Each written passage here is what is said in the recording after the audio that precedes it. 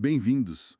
Hoje a gente vai fundo no ensinamento do Trent Shepard, que ele deu lá na cúpula do WOF na África, na Namíbia. Isso. A gente pegou o resumo, a transcrição da palestra. Exato. E a nossa missão aqui é, desvendar 5 conceitos que são a base da visão da Universidade da Jocum, sabe? E pensar um pouco em como isso se aplica na prática, lá no continente africano. Perfeito.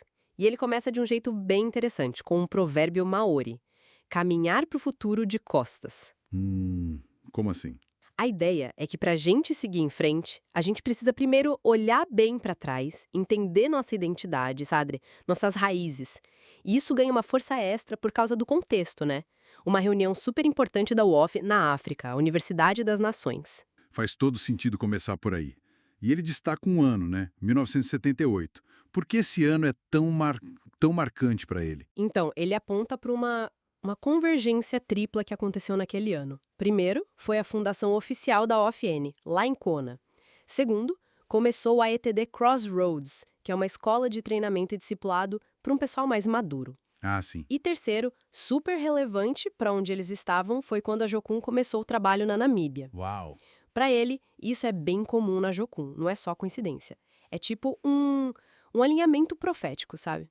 Colocando a África no centro da história da OFN desde o comecinho. Que forte essa ideia do alinhamento.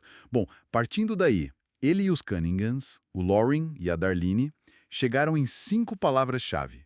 Isso, ele até diz que a OFN pode ser mais coisa, mas nunca menos que isso. Legal, vamos ver a primeira. Educação modular.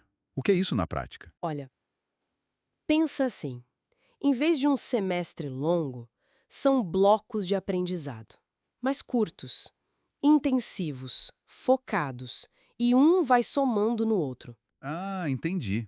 Mais flexível, talvez. Bem mais. Desvincula um pouco daquela coisa rígida de tempo, foca mais na habilidade que você ganha e na formação espiritual, não só no diploma em si.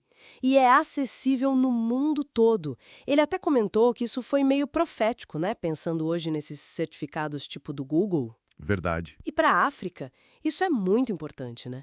Porque diminui barreiras. Às vezes a universidade tradicional é mais difícil de acessar ou não tão conectada com a necessidade imediata da comunidade. Entendi. Bem mais ágil, então. E como isso se liga com a segunda palavra, Universidade do Espírito. Isso não é só acadêmico, né? Não mesmo.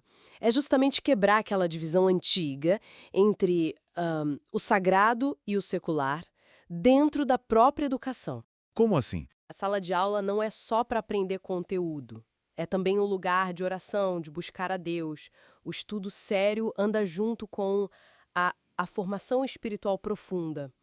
O Trent até conta uma história dele, né? Estudando hebraico super pesado e o professor incentivando ele na língua de oração. Nossa, que diferente. Pois é, a questão prática para a África é como essa junção forma líderes mais completos, que não separem o conhecimento da fé da realidade espiritual ali do lugar. Faz muito sentido essa integração. O que leva para a terceira, multiplicador para missões. Isso parece bem Jocum. Mas qual o tamanho dessa multiplicação? É um tamanho bem grande. A ideia é equipar gente para influenciar todas as áreas da sociedade. Não só quem vai ser pastor ou missionário. Ah, tá, tipo, Artes, mídia, governo, negócios, ciência. Ele deu até o exemplo de um projeto de purificação de água, do Dr. Marmstad.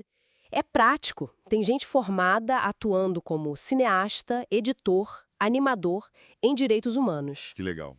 Mas tem um alerta, né?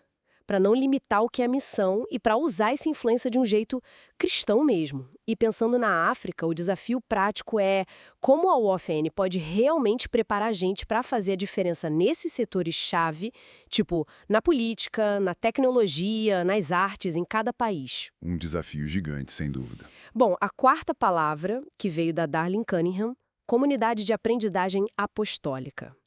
Olha, hoje em dia, com tudo digital, falar em comunidade presencial soa quase radical.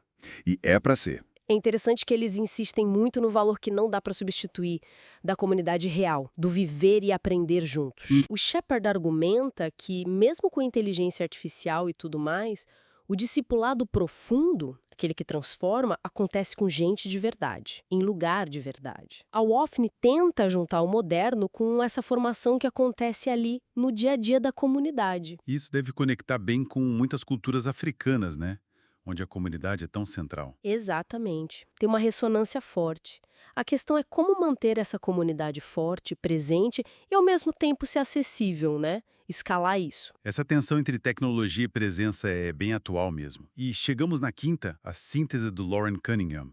Unidade e diversidade. Como isso se manifesta? Bom, primeiro na própria galera da UOFN, que vem do mundo todo. É tipo imagem de Apocalipse 7.9, né? Toda nação, tribo, língua. O Trent até contou que ele era minoria num curso de coreanos lá na UOFN. Que experiência. Mas tem um ponto super crítico que ele destacou pensando na África.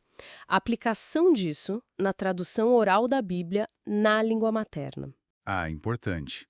Ele vê isso como uma fronteira essencial.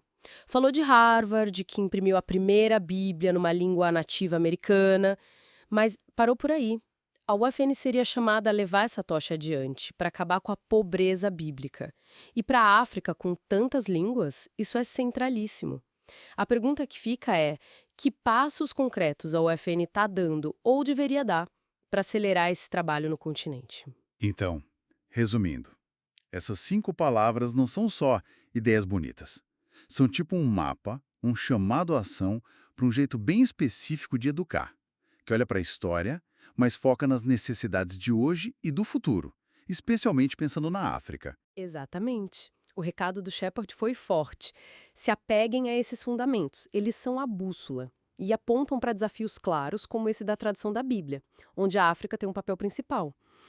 A conversa agora é sobre como colocar isso em prática, né, nas bases, nos diferentes contextos africanos. Fica então uma pergunta para a gente pensar, né?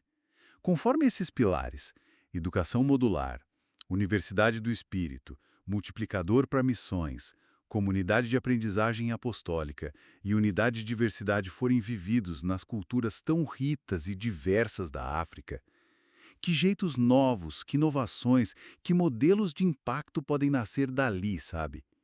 Coisas que só poderiam surgir e florescer naquele solo.